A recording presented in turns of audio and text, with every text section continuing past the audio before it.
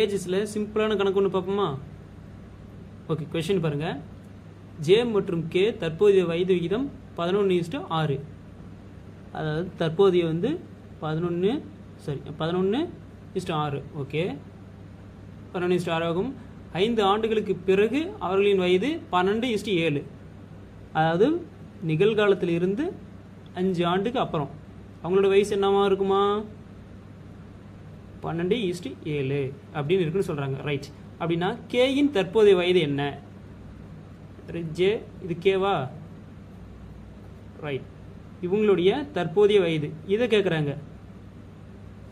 இதுக்கு பாருங்க, இதுக்கு டிஃப்ரென்ஸ் எடுத்து பாருங்க. 1, இதுக்கு 1. ஸோ நமக்கு வேலையே மிச்சம். வேலையே இல்லை சொல்ல போனால். இப்போ இந்த 1x தான் இந்த 5. இந்த 5ன்றது இந்த நிகழ்காலத்திலேருந்து முன்பு பின்புன்னு கொடுப்பாங்க. அதை தான் நீங்கள் போடணும். சப்போஸ் இங்கேருந்து 4 ஆண்டுக்கு முன்பு அப்படின்னு கேட்டாங்கன்னா இங்கே 4ன்னு வரும்ல. இப்போ 2 கூட்டி 9 அப்படின்ற மாதிரி இங்கே போடணும்.